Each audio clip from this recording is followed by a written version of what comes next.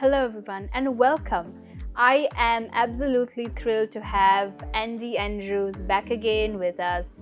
And let me tell you, Andy is such a refreshing person. He has such a unique take on health and fitness. He bases it less on being trendy and more on sustainable movement, more on small, unique practices that we can do in our daily lives. So with that, Andy, how are you? I'm good. So good Thank to you have for you having back. Thank you for having me. So Andy, last time we spoke about a very different topic. This time we're going to speak about how to break a habit without breaking yourself. And I think that's very relatable to where we are right now. So let's get right into it. Let's do it. Okay. So you said that you stress that failure often results from habits working against you, not laziness. Yeah. How can someone identify habits that are secretly undermining their success? I think you have to figure out first, like, what is it that you want, right? It always, like, the goal matters. And for you to get from where you are to where you want to go, you have to figure out what are the, again, from the last segment, non-negotiables. What non-negotiables do I need to execute? Once you figure out what non-negotiables you need to execute, you need to figure out if you cannot execute those, what is holding you back, right? And one of the biggest things I see with nutrition is people will have all of these things in their fridge, like cakes, chocolates, cookies, I don't know, all that stuff. And of course it's hard to resist. If I had it in my fridge, it's funny, like my girlfriend always brings chocolates to my place and she'll leave it in the fridge. And I never have it in the fridge because I know I'll eat it. And every time she comes and leaves it, it's gone in like 3 days. And I'll eat it. I'll finish it. And I know how difficult it is to not eat it. So I'd rather just not have it there. Right.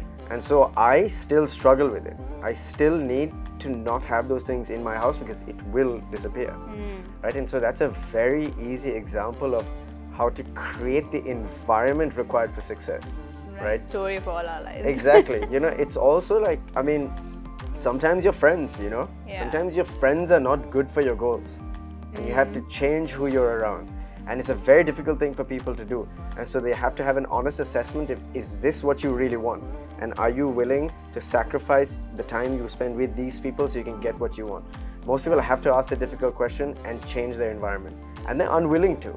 And so because of that, their lack of willingness to change their environment, it becomes very difficult.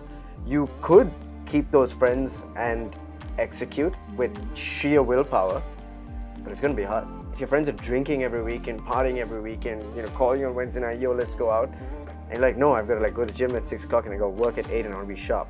Like, you're going to piss your friends off. Yeah. Or you're not going to get to your goals. And so you have to make decisions, hard decisions. And sometimes we'll try to get people to understand, hey, there's a hard decision to make. You've got to make this decision, right? So yes, I think your environment is extremely crucial. It's like another one. People will come to the gym and they'll say, my family is vegetarian, I can't eat protein, right? And so that's an environmental situation you cannot change. Yeah. And so you have to be very tactical about how you navigate through that, right? Sometimes it's a little bit of hiding, sometimes it's eating some meals out, maybe it's a protein shake, right? And so those are environmental. You're not going to just leave your family, okay, you're vegetarian, I'm not, I'm not going to, I can't deal with you guys anymore. You have to be tactical about that. But there are a lot of things you can literally change in your environment to change the course of literally your life. Make decisions that will change the course of your life. And so willingness. Like if I was vegetarian and someone told me to eat more protein my family was vegetarian, they told me to eat more protein, I wouldn't leave my family because of protein. I'd find other ways to do it.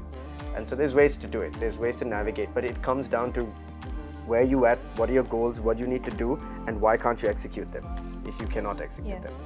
And it's as simple as that, figuring out the solution to that problem. So it's an opportunity cost, basically. Exactly, 100%. And since you brought up alcohol, what is your take on alcohol and fitness? Because I think that's a debatable topic. A lot of people have very different opinions nowadays. So what's your take on it?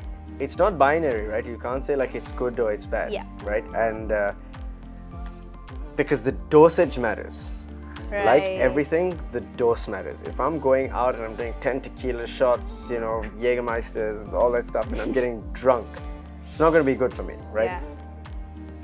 Baseline, there's a couple of alcohols that are decent for you, or not decent for you, that cause least damage, right? These are like tequila, like triple distilled vodkas, single malt whiskeys. Those have the least amount of calories, right? From what I understand or remember. Those are the ones that I drink, but it has an effect on your hormones. It has an effect on your sleep, which will have an effect on your recovery, which will have an effect on your productivity the next day. So the net is a slow descent. Right. Yeah. Right? So if you're having like a couple of whiskeys every night, you're getting a little tipsy. It's not, you're like, oh, I'm fine, you know, I feel good the next day, but it's like this slow degradation because you'll go in the gym, you won't feel as good. You'll go to work, you won't function as well, you know, your progress will be stagnated. I almost feel this is like a wild, like controversial thing to say, but I almost feel like if you just got really drunk every 6 months, it's better than just drinking every day. You know, because you'll have like those 3 or 4 days where you need to recover, like, I feel terrible, and then just get on it. Right. I feel like that's better than this acute little dosage of alcohol. That's why I say the dosage matters. It affects your hormones, affects your sleep, it affects your recovery, and then it just affects everything downstream. So I would say if you have a habit of drinking regularly, curb that habit. But if you drink every now and then, it's not going to do nothing. There's almost zero effect. Zero effect. Yeah, like I wouldn't say like if you drank every 2 months and even if you got, or 2-3 months and you really got drunk, and then you didn't drink again for like another 3-4 months, I think that has less effect than regular drinking. Yeah, I mean, that's good to know. Yeah. And you highlight that the environment beats willpower. How can someone design an environment that supports healthy habits without feeling overwhelmed? Prep your food, get the junk out of your fridge, create non-negotiable habits. Like, for example, I used to do this thing where I would do 10 push-ups every time I got out of the chair when I was working, because I'd sit there and I'd design workouts for hours and hours and hours. Every time I got out of the chair, whether it's to drink water or whatever, I'd do 10 push-ups. It was a rule. It was something that I always did. And I don't do this anymore, but for years I did this, you know? Every time I got up, 10 push-ups.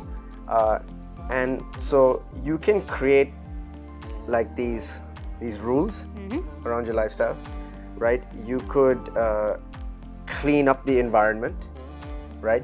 You could have someone hold you accountable. You find a coach and you pay money, you now have to go, right? So if you have the funds, find a coach that's really good. Don't worry about costs, because if the more you pay, the more likely you're going to commit, right? You're voting with your money for what's important to you, right? And so maybe that's not the way you do it. Maybe you find a training partner. It's going to call you at 6, hey, we're supposed to train at 6:15, where are you? Right? So there's many ways to shift and change your environment. It really is, it comes down to the individual. Everyone responds differently to habit change, right? And so you really need to, like as coaches, we'll sit down, we'll ask a ton of different questions and try and navigate and figure out how do we get this person to make this change without it affecting their happiness or their satisfaction of life too much. Because most people take on these huge things like 10 kilos, and there are coaches out there that promote this type of nonsense. Exactly, like 10 kilos in 6 weeks, it's crazy. You know, it's unsustainable, it takes away satisfaction, there's a little reward, but then you want to like rebel after it's done, and you start eating everything, you're like, oh, I lost 10 kilos, now I have some room, you know. Whereas if it's like this slow, sustainable, titrated effort, you don't lose life satisfaction. You went out and you had that burger when you wanted to, just not as often. You ate that cake, just not as often. You had that drink, just not as often, right? You know, you did all the things. You went out with your friends. Like you didn't take life satisfaction away from people. There's this hardcore mentality in the fitness industry which I really dislike. It's that people think that you have to take away life satisfaction to get anything out of your training, which is utter nonsense, you know, because the people that actually are successful, you'll see that they find this balance and this life satisfaction, and they just have this training and health and fitness as a complementary aspect of their life. It's a bit like discipline. Yeah, and even discipline, like it's like everyone wakes up and brushes their teeth. You don't need discipline. It's just automatic, right? You do it long enough, it just automatically happens. No one walks out of the house without their shoes on. But when you were a kid, your mom and dad said, put your shoes on, tie your shoelaces. You know, they did it hundreds and hundreds of times. Yeah. And now you brush your teeth, you put your shoes on, you go out. No one goes out without clothes. They put their clothes on. Right? And it doesn't require discipline. It's just momentum creates this habitual effect that just stays with you forever. And so, like for me, I wake up like I got to train. It's not like my feelings don't matter. My mood doesn't matter. Right? I just go and do these things. I don't brush my teeth if I don't not brush my teeth if I'm in a bad mood. You know, I still walk. I could be in a terrible mood and I gotta tie my shoelaces and get out of the house. You know, I just do that anyway. It's just a habit. Yeah, it's part of day-to-day life, and so I think that is very important to understand that over time this will become normal behavior to you, and you don't have to think about discipline. You don't have to think about any of that stuff. It just happens. Yeah. That's wonderful, actually. Can you walk us through a time when redesigning your own environment led to a personal breakthrough? This is hundreds. It's constant. Like it's constant. Like I'm always trying to change something. Like right now, I will talk about right now. Right now, I'm actively trying to drink 4 liters of water at least every day. That's it. Like that's something I'm actively trying to do. And when I wake up in the morning, I'll always drink a liter of water, but I'll go through, and the reason is because it's so hot right now, you know, and so that's just an example. And it's not a huge difference in my life, but I can feel like my energy is not draining. I'm not so dehydrated, and like I don't have energy drops or you know, thought clutter, you know, like brain fog. I don't have that as much, and so I don't think that these habits have like a huge meteoric impact on your life. You know, like you're not gonna start eating protein, you're like, wow, I feel amazing. You know, it's like weeks, months, maybe like, you know, 4, 5, 6 months before you actually start feeling the change. Wow, I feel different than I did 6 months ago. You know, I can feel that incremental change. So I don't think, you know, there are things you can do. Like let's say you're severely, let's talk about depression. Let's say you're severely depressed and you went with someone, they said, let's go for a run. You went for that run and then you came back home, you're like, wow, I feel good. I feel amazing, right? That's the feedback loop. You're like, okay, I'm gonna go do that again tomorrow. And, you know, that could have a huge impact. Right? You go to the gym, you lift some weight, you're like, wow, I feel amazing. I don't feel those depressive symptoms anymore. And so there are things that can make a huge difference, and there are things that make a huge difference in the long term. So there's like short-term massive impact, and there's a long-term massive impact. But I think it's mostly in extreme situations where people are going to find extreme results. Completely agree with you. It's not about how long it will take, not about, you know, how many months, how many years. It's about doing it. Yeah. No matter what. 100%. Momentum. Yeah. Just go and do it. Like, do 5 minutes. You know, do one push-up. Yeah. You know, like do something, anything to get the ball rolling, you know. That's it. It's really that simple. You know, you don't need a program, you don't need a coach, you don't need a diet plan, you don't need any of that. Just do something, anything, whatever it is. Yeah. That's like, feel like that would speak to a lot of people. Yeah. Like 90%. Especially me. Most people, it's like just do anything. It doesn't even matter. Like once you actually start doing something, then start trying to optimize. You know, and try to figure out, okay, what's the best way I can maximize my effort. You know, but there is zero effort right now, so there's nothing to maximize. So get something going. You know, I would say that's key. And you mentioned using the habit loop, make it obvious, easy, and satisfying. Yeah. Which of these steps do you think people struggle with the most? Make it obvious. And why? Make it obvious. You know, like the whole 5-minute walk and be like, oh, I don't have time to go for a walk. Do you have 5 minutes? Like, yeah, so then go walk, you know? It's like the most obvious thing to do, you know? And then, is it easy? It's really easy, right? Is it satisfying? Maybe not yet, but later on you might be satisfied. But at least make it obvious, make it easy, you know? That's why, that's the whole titration thing I was talking about. Like, if it's obvious and easy, and because most people will be like, yeah, I can do 5 minutes. So why don't you do 5 minutes? Yeah, that seems pretty easy. Like, yeah, it is. Just go out and do it. And it changes people's mindset and the way they respond to change. Because people think change has to be this huge shift. When it doesn't, it just needs to be, okay, step one, let's go.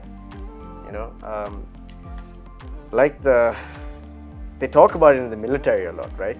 Like if you don't need to know, you need the general direction, you need to know what's in front of you. Going that direction, you need to know where's the next step. Because you can't get too far ahead of yourself. And so, yeah, I would say make it obvious, make it easy, and eventually it'll be satisfying. I feel like that's common with a lot of Sri Lankans. Yeah. It's a Sri Lankan thing at this point. Yeah. What's one small habit swap with the 7-day habit swap challenge that you believe has the biggest impact for beginners? Walk. Find 30 minutes a day, you have it. No one can say they don't have 30 minutes. And if you don't have 30 minutes, okay, find 25. Don't have 25, find 20. You have 20, find 15. Eventually you're gonna get to a number. That number is gonna be doable. Do that number. Start walking, right? Set motion, because it's the ultimate, representation of momentum. Start walking. Start moving. You can't do a push-up? Fine. You can't change your diet? Fine. Go start walking. It will create this momentum and this need to make the next change, the next change, the next change, the next change, the next change, the next change. And eventually, like over 6 months, 8 months, you made all these little changes that you're a completely new person, different person, without any meteoric impact on your life, taking away satisfaction, taking away anything. You can still do all the things you want to do. You just slowly adjust parts of your life. That makes so much sense. Yeah. How important is it to track success during habit changes, and what simple tools or method do you recommend to do so? Yeah, that's a good question actually. I don't know, because different people respond to different things, right? Like some people like to say, I lost weight, I gained muscle, I got stronger, everyone has a little bit of a different thing. For me, it's more like I want to keep low body fat and I want to get super strong. Like that's kind of like my metrics for success in the gym. And some people want to lose body fat, right? Some people want to lose, gain muscle. And so you have to find the metric that's important to you and then start tracking it, because you need some sort of KPI to determine, the things that I'm doing right now, are they getting me to my goal? And so I think it's super important, but it's wildly different for everyone. And so figure out what it is that your goals are and what kind of metric you can track to measure the success of if what you're doing is working or not. Okay.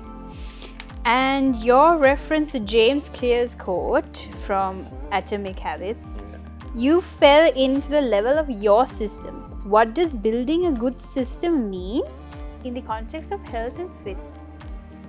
I think based on everything we've talked about, today, it determines your success. Yeah.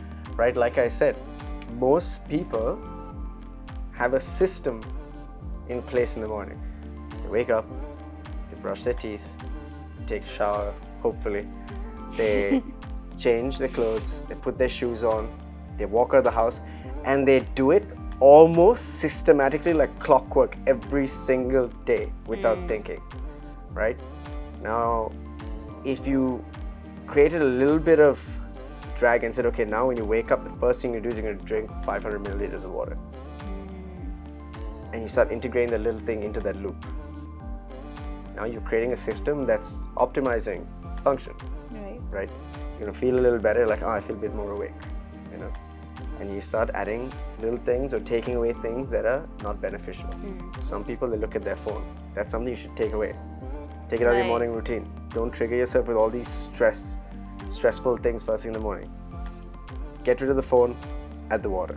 So you've, instead of like adding a habit, you've taken away one and added one, right? And so that system, that loop is super important, right? And eventually you have all these loops inside of your life that are creating your day, right? And you've got to look at these. You have a loop in the morning at home, then you have a loop in the when you get to work in the morning, and as you finish work, there's another loop. And so really diving deep into these loops in your day and figuring out what things you're going to change, right? And how you're going to change it. It really usually doesn't require huge changes. Like I said, everyone brushes their teeth, puts their clothes on, puts their shoes on, walks out the house. It's a loop. They don't even think about it. So I think that quote by James Clear is like, you fall to your systems always. Doesn't matter what's going on, what chaos is there.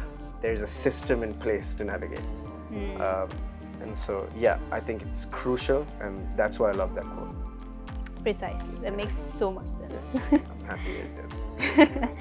And our last question for today. For those who are new to the fitness journey, what can they expect with the onboarding program at CrossFit Salon?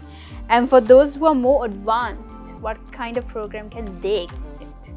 So I think big thing is we sit down and we clearly define, like, okay, if this is your goal, and this is where you're at, let's map out the non-negotiables, right?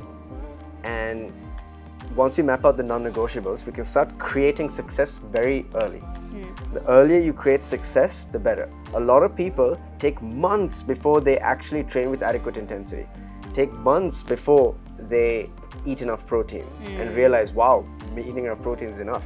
Yeah, it is a big difference. Months before they start understanding how electrolytes help affect their training and affect their recovery. Months before realizing that, being on your phone for that extra hour at night is making a huge difference to your recovery and your training. And so we hit those targets very early in the program. Like, we say, okay, listen, take me through your day. What are you doing in the morning? What are you doing in the afternoon? What are you doing in the evening? What does your routine look like? What's the most stressful part of your day? All these things. We're like, okay, these are things that you need to change. And so we hit those spots early, right? So that you can start creating success early. If you can't start creating success early, people just like, it's not working. Right. I see so many people like, I trained but it didn't work. I'm like, it didn't work because you weren't doing the right things, right? It's not because you can't. Because people say, I can't lose weight. I'm like, you can. You just haven't done the right things, right? And so let's take a look at what's going on and let's fix those things. And you will definitely start losing weight, or definitely start gaining muscle, or definitely start improving your blood work, your diabetes, your blood pressure markers, your cholesterol markers. These things will start improving. It's just about, creating those non-negotiables and identifying those things. And you have a coach literally holding your hand. There's a coach that is assigned to you, and they sit down, they consult with you, they map and they figure out all these things, and then they take you through this. They literally hold your hand for all 30 days. Now, if you want beyond 30 days to keep that coach with you, you can keep them with you, right? Or you can just say, okay, I'm going to handle these non-negotiables. They seem to be working, and let's move forward, right? And so usually they'll do these for like 2, 3, 4 months, 5, 6 months, 7 months before they ever need a coach again, because it takes that long to execute and make these habits very, right? You get these habits to be like, okay, now do it. And month 2 comes, it's still working. Month 3 comes, it's still working. And so that's what we do at the onboarding program. That's the beauty of the onboarding program. Now, we used to mandate the onboarding program. As soon as you come to CrossFit Salon, like, you cannot join the gym without doing the onboarding program. But in the past year, we've taken that mandate out. And so there are a lot of people that have come into our gym without doing the onboarding program and just done the training, right? And there's a clear difference in the results, the speed of progress from people that do onboarding and people that don't do onboarding. And eventually people always end up coming and saying, hey, I want to do the onboarding program now.